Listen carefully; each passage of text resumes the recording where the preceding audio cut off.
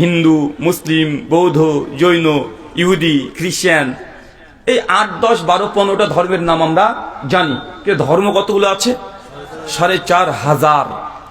আর এই 4,500 ধর্মের মধ্যে যে ধর্মের অনুসারী গোটা বিশ্ব জগতের সবচেয়ে বেশি, সে ধর্মের অনুসারীর নাম কি? খ্রিস্টান। তারা গোটা বিশ্ব জগতে ছড়িয়ে ছিটিয়ে আছে প্রায় 220 কোটি। আর পৃথিবীর দ্বিতীয় বৃহত্তর ধর্মের নাম হচ্ছে ইসলাম, তথা আমরা হতভাগা মুসলিমরা গোটা বিশ্ব জগতে আমাদের বর্তমান সংখ্যা প্রায় 170 থেকে 180 কোটি। পৃথিবীর তৃতীয় বৃহত্তর ধর্মের নাম হিন্দুইজম, তথা সনাতন ধর্ম গোটা বিশ্ব জগতে আছে প্রায় 120 থেকে 130 কোটি। ইহুদি আছে 1.5 কোটি, আর বুদ্ধিস্ট আছে প্রায় 8 কোটি। তার মানে গোটা বিশ্ব জগতে এই যে মোটামুটি মেজর রিলিজিয়ন যেগুলো বড় বড় ধর্ম, তাদের পরিসংখ্যান এইটা। তো ভাই বলেন তো, গোটা বিশ্ব জগতে মুসলিমরা কি আমরা সংখ্যালঘু? না।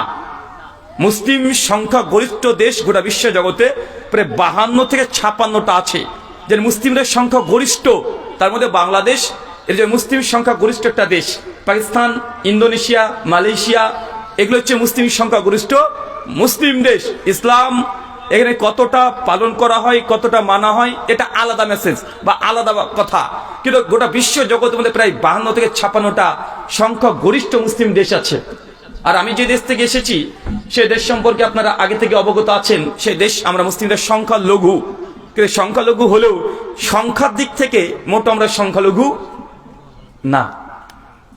ইন্ডিয়াতে 140 কোটি টোটাল মানুষ, তার মধ্যে মুসলিমরা প্রায় 37 থেকে 40 কোটি মুসলিম। বাংলাদেশ 95% মুসলিম একটি রাষ্ট্র, সেখানে মুসলিম কত কোটি আছে?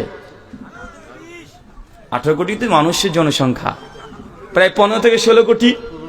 আচ্ছা, পাকিস্তানে 18 থেকে 19 কোটি মুসলিম, এবং 2 দেশ যে যুক্ত করে দেন, তাহলে কত কোটি হবে?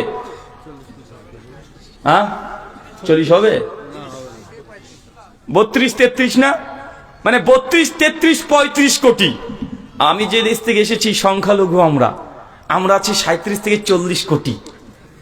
তার মানে বোঝা যাচ্ছে যে দুটো দেশকে যোগ করলো যে যোগফল আসে, তার চাইতে ইন্ডিয়াতে আমরা মুসলিমরা 37 কোটি, মানে আপনাদের তুলনায় ডবলেরও বেশি। দুঃখ লাগে ওখানেই। আজকে যে বিষয়ে কথা বলবো আগে থেকে বলেছি, মুসলিম বিশ্ব আর আমাদের করণীয় কি। গোটা বিশ্ব জগতে আজ 180 কোটি মুসলিম থাকার পরেও ধর্মের জন্য যারা সবচেয়ে নির্যাতিত, তারা মুসলিমরাই।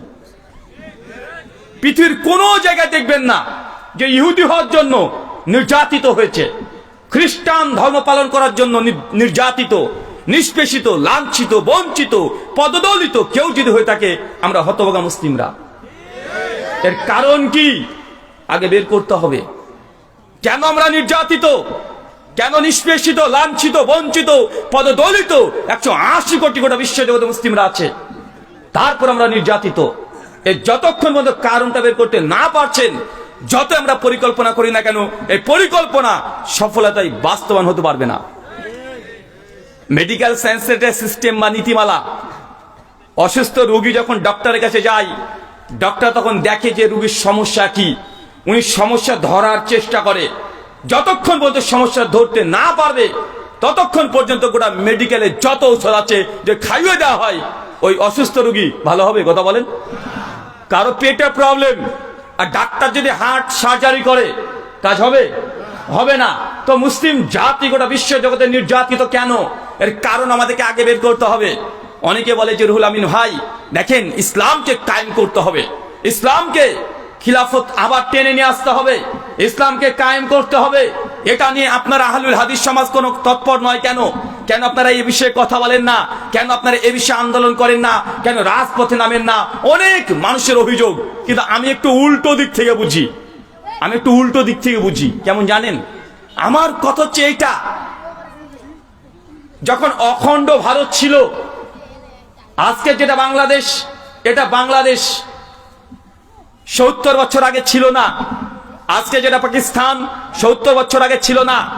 যেটা কাশ্মীর 70 বছর আগে ছিল না, আফগানিস্তান 70 বছর আগে ছিল না, নেপাল ভুটান 70 বছর আগে ছিল না, টোটাল সাবকন্টিনেন্ট বাররে সাগির এটা একটাই দেশ, সে ছিল ভারতবর্ষ।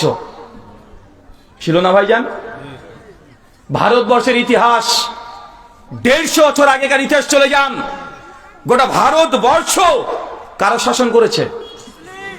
মুসলিমরা। গোটা ভারতবর্ষকে মুসলমানরা শাসন করেছে।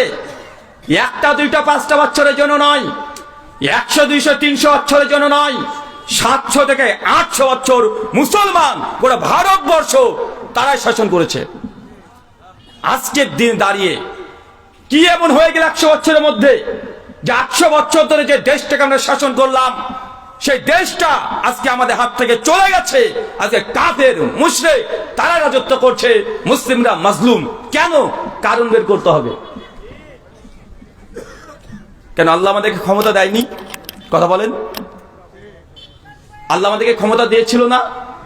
800 বছর ক্ষমতা দিয়েছে। চিন্তা করতে পারছেন? 800 বছর। তারপর আমাদের দেশ আজ দলে দলে বিখণ্ডিত। কারণ খুঁজে বের করেন। যতক্ষণ সমস্যা বের করতে না পারবেন সমাধান আসবে না। স্পেন দেশটাকে দেখছেন? স্পেন মুসলমানরা ক্ষমতায় ছিল 800 বছর। কত বছর? 800 বছর। আজকে বাংলাদেশ থেকে কেউ স্পেনের জন্য ভিসা নিতে যান, যদি আপনার মুখে দাড়ি দেখে আর নাম যদি মুসলিম দেখে, আপনাকে লাথি মেরে আপনার ভিসা তো দূরের কথা, হয়তো পাসপোর্টকে ব্যান করে দিতে পারে। পারে কি পারে না? কথা বলেন। 800 বছর শাসন করলাম আমরা, কিন্তু আজকে ওই দেশগুলোকে আমাদেরকে প্রবেশ করতে দেওয়া হয় না। ওমর ইবনুল খাত্তাবের জামানায় বাইতুল মুকাদ্দাস ফিলিস্তিন গোটাকে দখল করেছে মুসলমানরা, মুসলমানদের ভূখণ্ড। আজকে এখানে আমরা কত সুন্দরভাবে আলোচনা শ্রবণ করছি, কোনো টেনশন নাই, কোনো ভয় নাই। কিন্তু আজকে 1 বছর 2 মাস ধরে লাগাতার মুসলিম জাতির রক্ত নিয়ে আজকে হোলি খেলা চলছে। প্রথম প্রতিবাদ করলাম, সোশ্যাল মিডিয়া গরম করে দিলাম, এটা করতে হবে ওটা করতে হবে। কিন্তু আজকের দিনেও তো নির্যাতিত নিষ্পেষিত মুসলিমরা ফিলিস্তিনে আছে, তাদের জন্য কি করণীয় কি বর্জনীয় আমাদের সমস্ত পরিকল্পনা একদম বন্ধ হয়ে গেছে। হয়েছে কি হয় না? কথা বলেন। ফিলিস্তিনের বাইতুল মুকাদ্দাস ইহুদিদের কবজায়, তারা দখল করে নিয়েছে। ভারতের বাবরি মসজিদ মুশরিকরা দখল করে নিয়েছে। আর হাজার হাজার তাদের পরিকল্পনা তারা ধীরে ধীরে বাস্তবায়ন করছে। এত নির্যাতন অত্যাচার গোটা বিশ্বজগতে মুসলিমদেরকে নিয়ে। কারণ কি? কে কারণ বলতে পারবেন? কারণ বলেন তো, কি কারণ? কেন গোটা বিশ্বজগতে মুসলিম জাতি নির্যাতিত? চলেন আপনাকে কোরআনুল কারীম থেকে একটা আয়াত ডিরেক্ট আল্লাহ কি কারণ বলছে দেখেন। আমরা অনেক বলি আমাদের মধ্যে মতভেদ, ঐক্য নাই, আমাদের মধ্যে নোংরামি পাপাচার বেড়ে গেছে। আরে পাপীরাও কখনো কখনো দুনিয়াকে বিজয় লাভ করেছে, করে নাই? তাদের পরাজয় হয়েছে, তারপরও তারা একদিন না একদিন কোন এক সময় বিজয় লাভ করেছে। কারণ কি? সূরা নূর সূরা নম্বর 24 আয়াত নম্বর 63 শেষ অংশ আল্লাহ বলছেন, আল্লাযীনা ইউখালিফুনা আন আমরিহি আন তুসিবাহুম ফিতনা আন ইউসিবাহুম আযাবুন আলীম। বাংলা ভাবার্থ, আল্লাহ কারণ বলছে, আপনার হৃদয়ে কতটা লাগবে আমি জানি না, কিন্তু আল্লাহ বলছে মুসলিম জাতি কোন সময় ফিতনাতে জর্জরিত হয়। আল্লাহ বলছেন আল্লাযীনা ইউখালিফুনা আন আমরিহি, যখন এই উম্মাহ নবীর বিরুদ্ধে আচরণ করবে, নবীর আদেশকে লঙ্ঘন করবে, নবী যা বলবে তার উল্টো দিকে চলে যাবে, নবী বলবে এই দিকে এসে তারা ডান দিকে বললে বাম দিকে চলে যাবে। আল্লাযীনা ইউখালিফুনা আন আমরিহি, হে নবী আপনার বিরুদ্ধে আচরণ যারাই করবে আমি সেই জাতিকে আন তুসিবাহুম ফিতনা, ফিতনা দিয়ে জর্জরিত করে দিব। কথা মনে বুঝতে পারলেন?